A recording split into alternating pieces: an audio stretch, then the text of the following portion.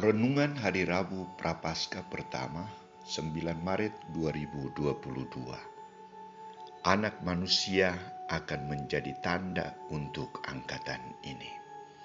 Bacaan pertama diambil dari kitab Yunus bab 3 ayat 1 sampai 10 dan bacaan Injil dari Injil Lukas bab 11 ayat 29 sampai 32. Saudara-saudariku terkasih, bila kita membaca teks Injil hari ini, muncul pertanyaan, mengapa Yesus begitu keras dan kasar berbicara kepada orang-orang banyak yang datang meminta tanda? Mengapa Yesus tidak memberikan tanda kepada mereka selain tanda Nabi Yunus? Saya dan Anda bisa memahami sikap Yesus sendiri. Sejak dipermandikan di sungai Yordan, Yesus selalu menampilkan dirinya sebagai putra Allah yang tampil beda dan sangat membawa sukacita, damai, pembebasan, dan penyembuhan semua yang membutuhkan, semua yang datang kepadanya, bahkan orang mati pun dibangkitkan.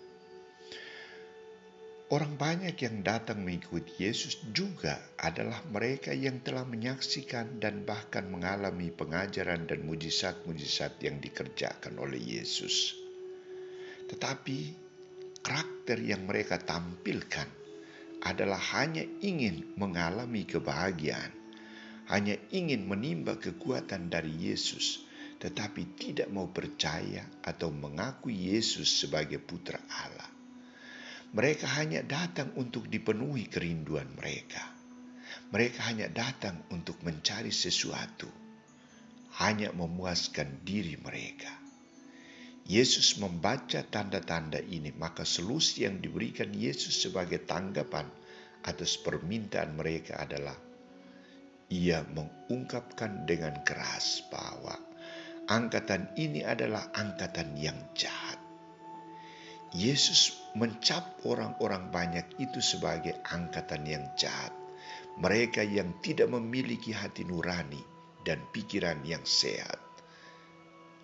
Mereka menghendaki suatu tanda, tetapi mereka tidak akan diberikan tanda selain tanda Nabi Yunus. Sebab seperti Yunus menjadi tanda untuk orang-orang Niniwe, demikian pula lah Anak Manusia akan menjadi tanda untuk angkatan ini.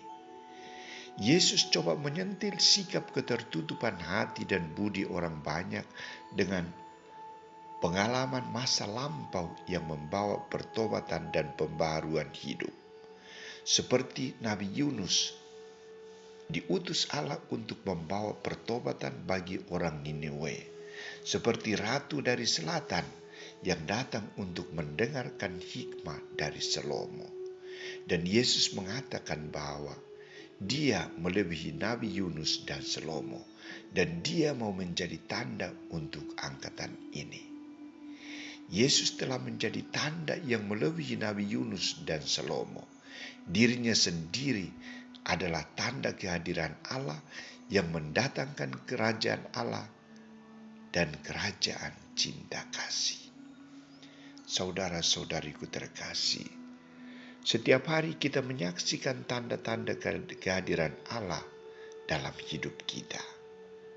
Kebahagiaan yang kita alami, sukacita dan damai sejahtera dalam keluarga, rezeki kehidupan yang kita terima adalah tanda kehadiran Allah.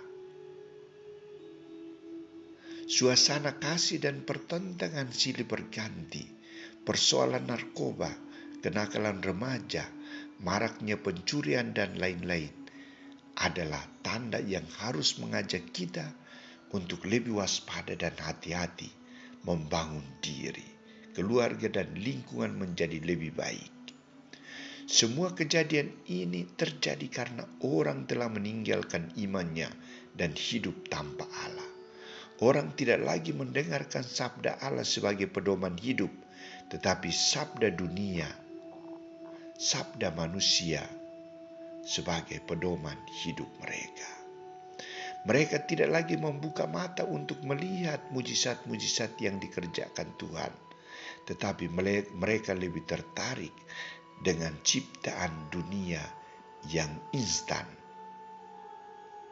Saudara-saudariku terkasih, maka masa Prapaskah ini adalah kesempatan bagi kita untuk beralih dari hidup kita yang lama kepada hidup yang baru. Yesus mengajak kita untuk bertobat dan berbalik ke jalan yang benar. Kita diajak untuk memfokuskan perhatian pada sabda Allah. Kita tidak harus meminta tanda baru dari Yesus. Kedekatan kita dengan sabda dan kesatuan kita dengan tubuh dan darahnya adalah tanda keselamatan kita hari ini hingga kekal.